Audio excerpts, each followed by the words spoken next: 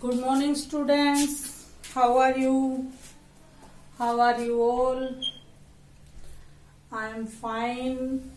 और मैं आशा करती हूँ कि आप सब भी अच्छे होंगे और सभी अपने घर पे अच्छे तरीके से अपनी स्टडी या जैसा कि अभी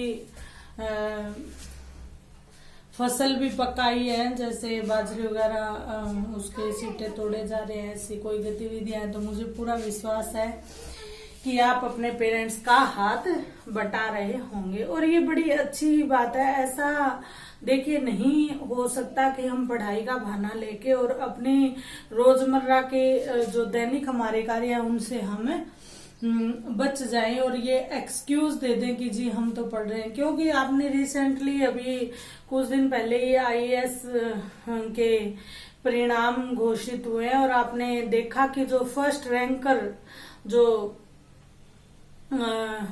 हमारे जो आप इसको क्या कहेंगे, जैसे फर्स्ट रैंकर जो अभी आईएएस बनने की उसमें प्रोसेस में निकल पड़े हैं, वो हरियाणा के थे और उन्होंने जॉब के साथ साथ आईएएस की प्रिपरेशन की और फाइट किया और फर्स्ट रैंक लाए। वैसे ही अनु कुमारी का बड़ा उनका चर्चित विषय रहा था, क्योंकि एज ए मदर की भी वो भूमिका निभा रही थी और तैयारी भी कर रही थी।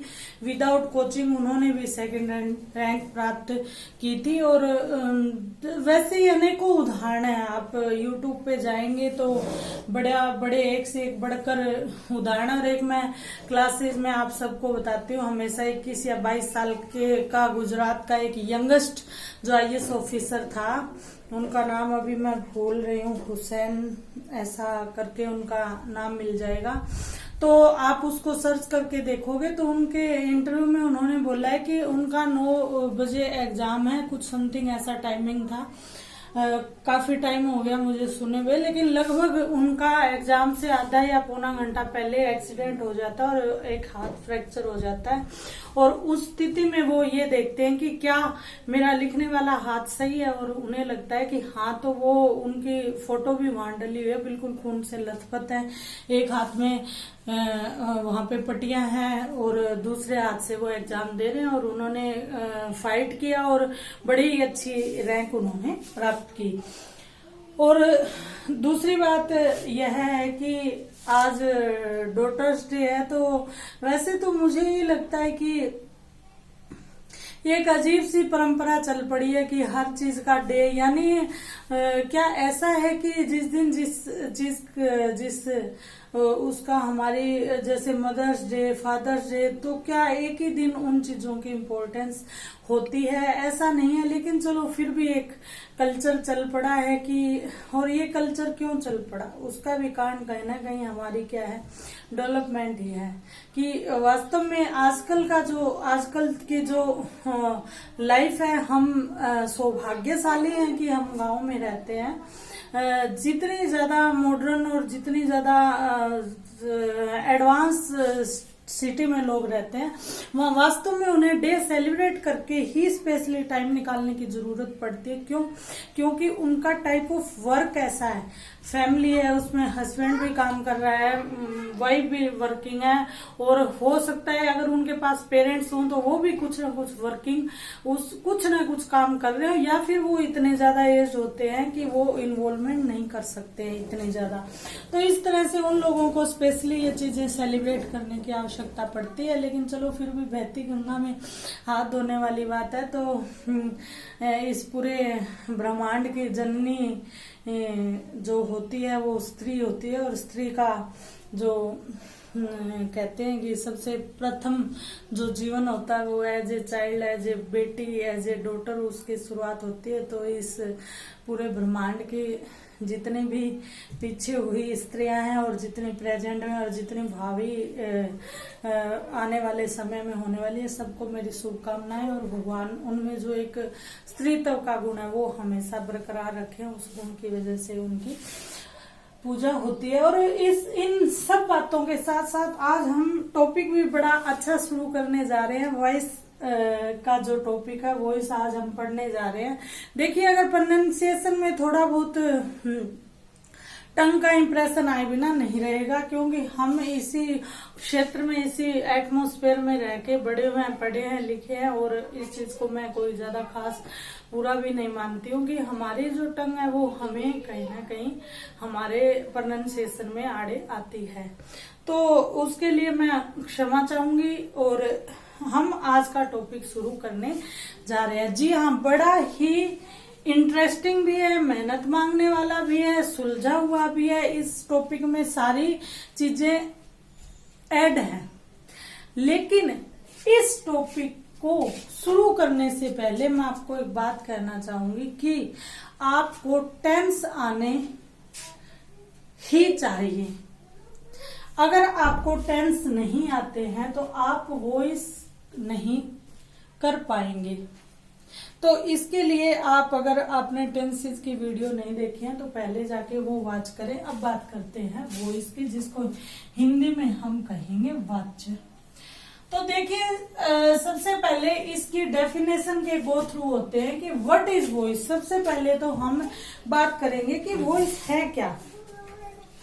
तो कहते हैं the voice of a verb tells whether the subject of the sentence perform और रिसीव द एक्शन।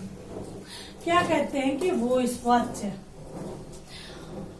अब वाच्य में बात की जाती है कार्य को करने वाले कर्ता की, या फिर कार्य को जो भी कर रहा है उसकी प्रधानता की। वॉइस का मतलब वाच्य और वाच्य का मतलब कहना, ठीक है, एक तरह से एक्सप्रेस करना। क्या एक्सप्रेस करना, ठीक है, क्या एक्सप्रेस करना, वर्ब के बारे में। मैं इसको मेरे तरीके से सिंप्लीफाई आपको करवा रही हूं एक बार। वर्ब के बारे में कहना या एक्सप्रेस करना। अब क्या एक्सप्रेस करना, वर्ब के बारे में क्या कहना, ठीक है। तो क्या कहना कि वर्ब को घटित होने में, वर्ब को घटित होने में मुख्य भूमिका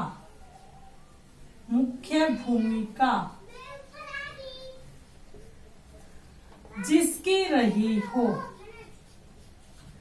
अब हम इसमें एक्टिव या पैसिव की बात नहीं कर रहे, हम सिर्फ वॉइस की बात कर रहे हैं, वाच्य की बात कर रहे हैं। तो वर्ब को घटित होने में मुख्य भूमिका जिसकी रही हो। अब किसकी रह सकती है, या तो सब्जेक्ट की रह सकती है या ऑब्जेक्ट की, यानी सब्जेक्ट और ऑब्जेक्ट। अब इस विषय पे आगे जाके बात करेंगे कि अगर सब्जेक्ट की मुख्य भूमिका रहती है तो कौन सा वॉइस बनता है, ऑब्जेक्ट की रहती है तो कौन सा वॉइस बनता है। सिंपली सबसे पहले हम समझते हैं कि व्हाट इज वॉइस। तो वॉइस को अगर हम कहना चाहें तो वॉइस की जो हम डेफिनेशन है वो यह समझ सकते हैं कि वाच्य का अर्थ होता है क्रिया जिसके द्वारा घटित की गई हो, या चलो हम इसको डेफिनेशन को लिखते ही हैं।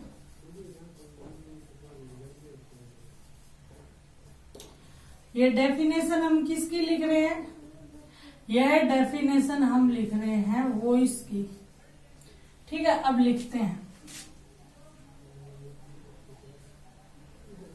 अब इसको लिखते हैं, वाच्य का अर्थ है कि, ठीक है, वाक्य में या सेंटेंस में जिसके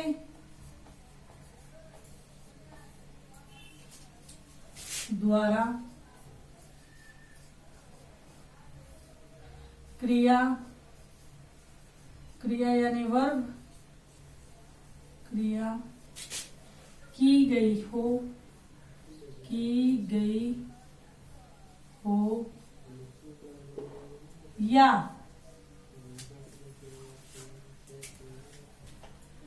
क्रिया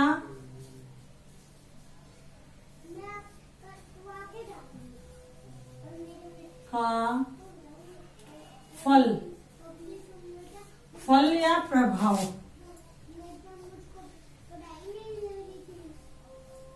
प्रभाव जिस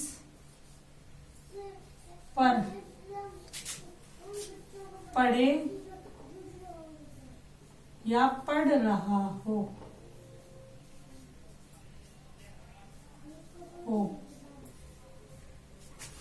यानी कर्म, ऑब्जेक्ट पढ़ रहा हो। वाच्य का अर्थ है कि सेंटेंस में जिसके द्वारा क्रिया की गई हो वह कौन हो जाएगा, सब्जेक्ट हो जाएगा, या क्रिया का फल या प्रभाव जिस पर पड़े या पड़ रहा हो, ठीक है, उसके बारे में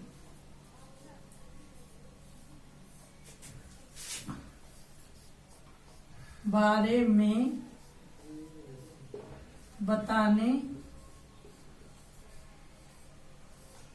वाला वाच्य कहलाता है। वाच्य या वॉइस कहलाता है। अच्छा, मैं आपको एक बात और बतानी चाहूंगी। मेरे पास लगभग कई बच्चों के फोन आ चुके हैं कि मैम हम प्रिपेयर कर रहे हैं और बुक के बारे में वो कंसल्ट करना चाहते हैं।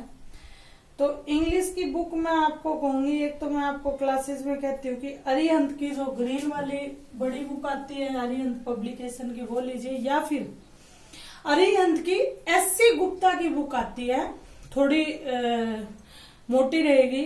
आप वो बुक मैं आपको प्रेफर करूंगी कि आप वो बुक पढ़िए, क्योंकि उसमें हिंदी के साथ साथ इंग्लिश के साथ साथ आपको हिंदी ट्रांसलेशन में समझाया गया और बड़े अच्छे एग्जाम्पल आपको दिए गए हैं।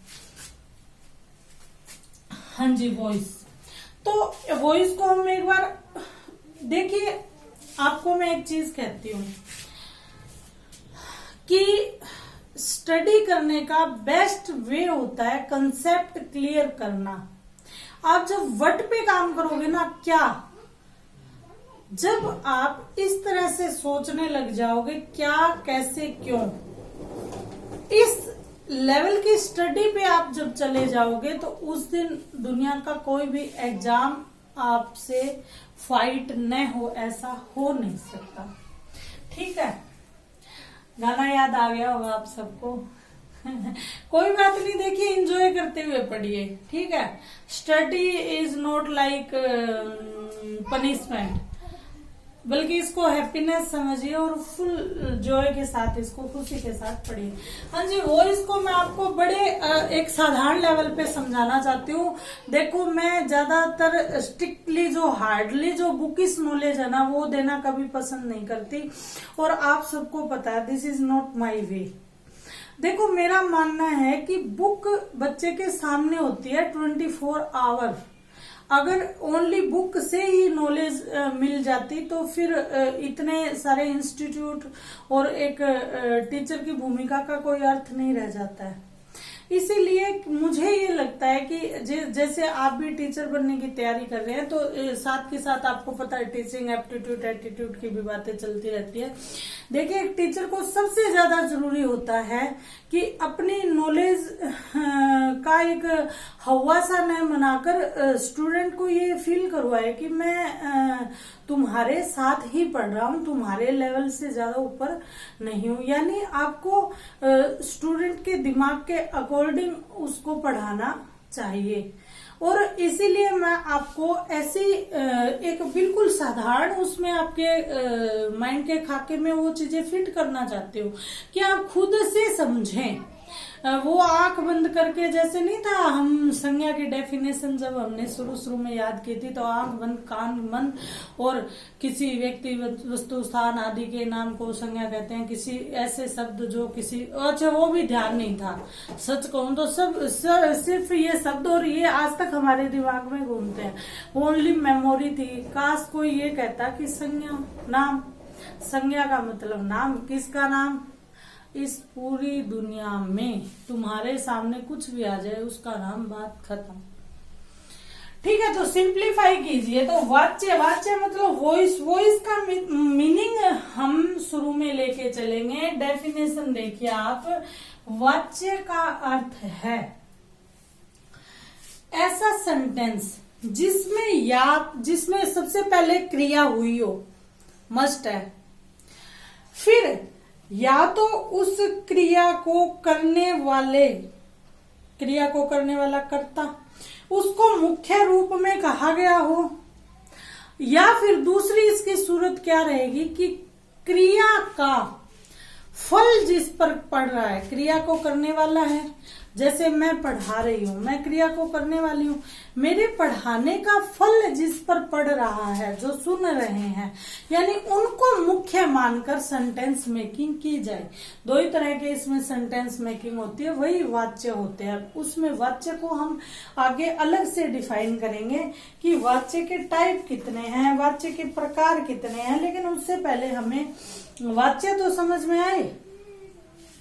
अब देखिए वाच्य कितने प्रकार के होते हैं, 2 प्रकार के। वाच्य आपको समझ में आ गया होगा ना, वर्ब के बारे में कहना या एक्सप्रेस करना वाच्य का काम होता है। दूसरा, वर्ब को घटित होने में मुख्य भूमिका किसकी रही हो, सब्जेक्ट की रही है या ऑब्जेक्ट की रही है, यह बताना वाच्य का काम होता है। और वही उसी को हमने थोड़े से सुधरे हुए तरीके में रख लिया कि सेंटेंस में जिस द्वारा क्रिया की जाए, या तो वो मुख्य रूप में हो या फिर क्रिया को करने का प्रभाव जिस पर पड़े, यानी ऑब्जेक्ट, उसके बारे में बात की जाए, वो वाच्य कहलाता है।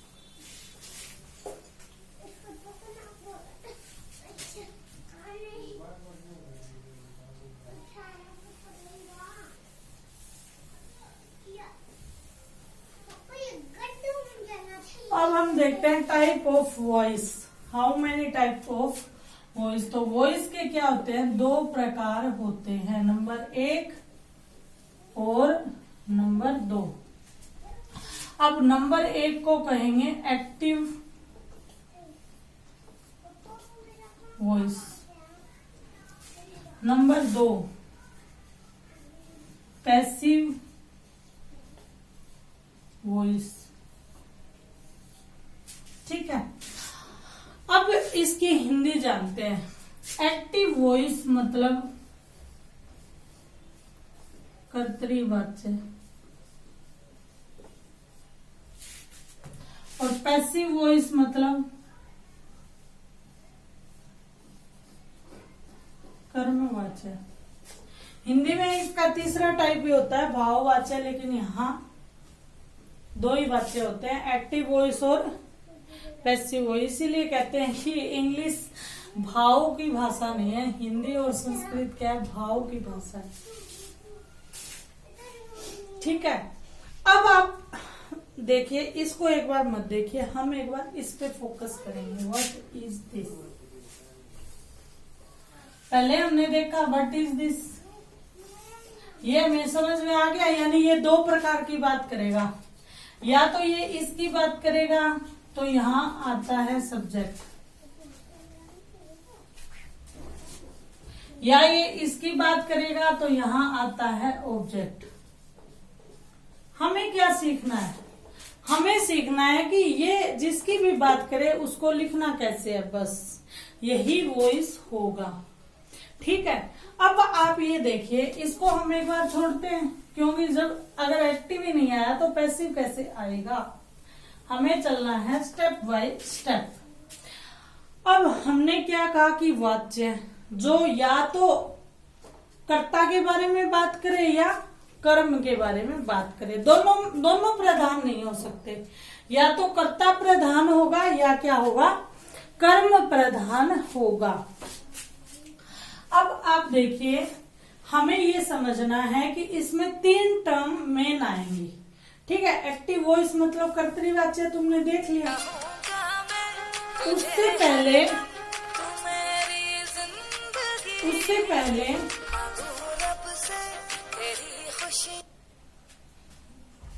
पहले हम ये देखते हैं इसमें टर्म क्या क्या यूज होंगी। Subject, verb, helping verb, object और प्रोनाउन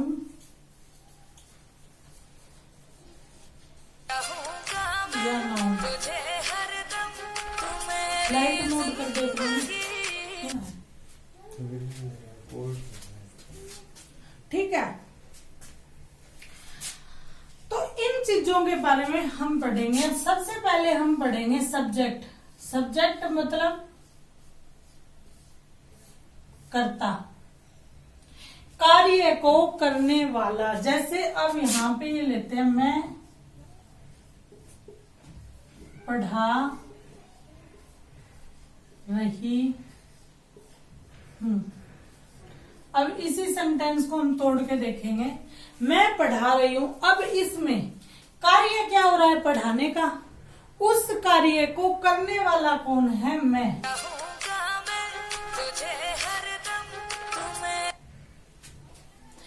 इस कार्य को करने वाला कौन है, मैं।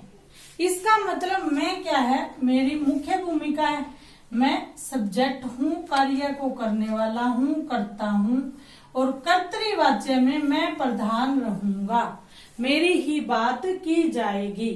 आज के लिए इतना ही। कल हम दोबारा इसी टॉपिक को कंटिन्यू करेंगे। आशा करती हूँ कि आपको अच्छे से समझ आ रहा होगा।